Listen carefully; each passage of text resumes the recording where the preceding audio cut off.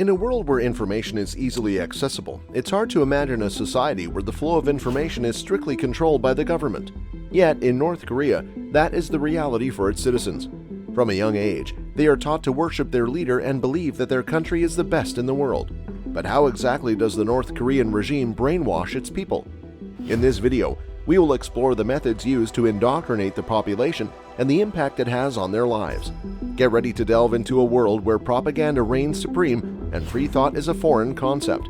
This is the shocking truth about how North Korea brainwashes its people. Before we begin, make sure you have subscribed to our channel, and don't forget to hit the bell icon to keep yourself updated with our regular uploads. For years, the North Korean government has maintained an iron grip on the flow of information within its borders.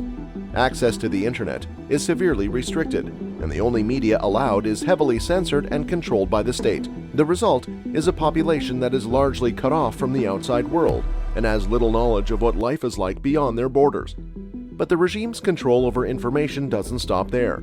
From an early age, North Korean children are taught to idolize their leader and view him as a godlike figure. They are taught to believe that their country is constantly under threat from the outside world, and that the only way to protect it is to blindly follow their leader's orders. Propaganda posters and billboards are ubiquitous throughout the country, and loudspeakers blare out messages from the government on a regular basis. Even the television shows and movies allowed in North Korea are carefully selected to reinforce the government's message. As we dive deeper into this video, we will see firsthand how these methods of propaganda and indoctrination affect the daily lives of North Koreans. We will hear stories from defectors who have managed to escape the country and share their experiences of living in a society where free thought is not only discouraged but punished. So join us on this eye-opening journey as we explore how North Korea brainwashes its people and the devastating impact it has on their lives. The government's control over information extends far beyond traditional media. Even seemingly innocuous activities such as singing, dancing, and sports are used to reinforce the government's message.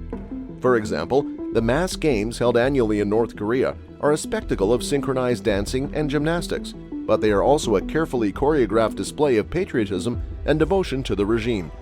Similarly, popular songs and TV dramas are infused with political messages that celebrate the country's leaders and emphasize the importance of obedience to the state.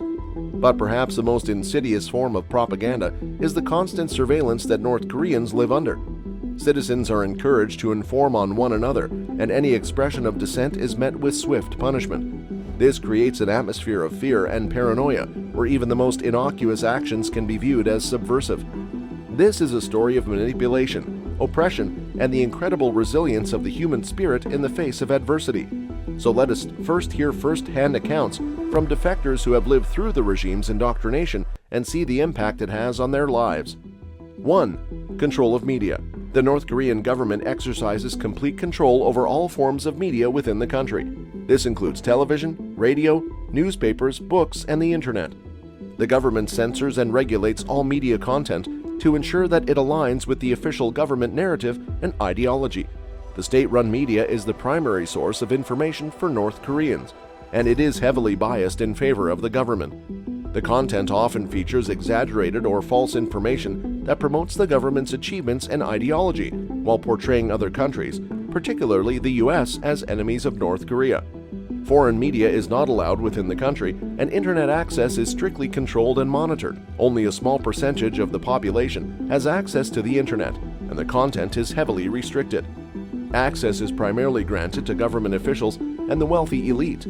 As a result of this strict control over media, North Korean citizens have very limited access to information from outside the country. They are taught to believe that their country is superior to all others and that the government is infallible. This limits their ability to think critically and question the government's actions.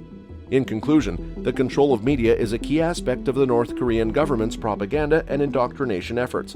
It enables the government to control the flow of information and shape the beliefs and attitudes of its citizens. 2. Idolization of the leader. The idolization of the North Korean leader is a crucial element of the government's propaganda and indoctrination efforts. The government portrays the leader, currently Kim Jong-un, as a godlike figure who is worthy of absolute loyalty and devotion from the citizens. The idolization of the leader is enforced through a variety of means, including portraying the leader as a hero. North Korean propaganda often depicts the leader as a brave and heroic figure who has sacrificed everything for the good of the country. He is presented as a selfless leader who always puts the needs of the country and its people above his own. Controlling the narrative around the leader. The North Korean government strictly controls the narrative around the leader. Any criticism or dissent is prohibited, and those who do speak out are punished severely. This creates an atmosphere of fear and intimidation, which discourages dissent and reinforces the idea that the leader is always right. Creating a cult of personality. The North Korean government has created a cult of personality around the leader, using propaganda to depict him as a powerful and infallible leader. His image is everywhere, from billboards to statues, and his face is even on the country's currency. This reinforces the idea that he is all-powerful and worthy of absolute loyalty, using media to promote the leader. North Korean media is heavily focused on promoting the leader and his accomplishments. News reports often feature the leader, highlighting his achievements and leadership. The government also uses music and other forms of media to promote the leader and his message. 3. Nationalism. The North Korean government has complete control over the education system in the country, and it uses this control to promote its ideology and shape the beliefs and attitudes of young citizens.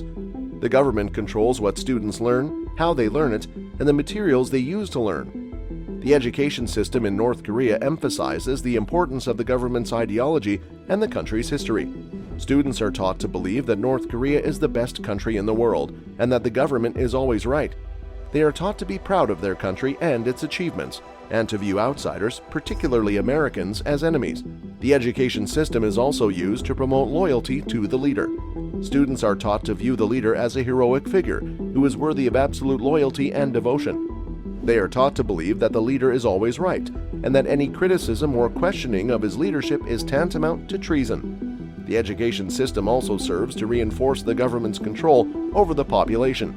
The government closely monitors students and teachers, and any dissent or criticism is strictly prohibited. This creates an atmosphere of fear and intimidation, which discourages dissent and reinforces the government's control over the population. Overall, the use of education to promote government ideology is a crucial component of the North Korean government's propaganda and indoctrination efforts. It enables the government to shape the beliefs and attitudes of young citizens, reinforce its control over the population, and promote loyalty to the leader and government ideology.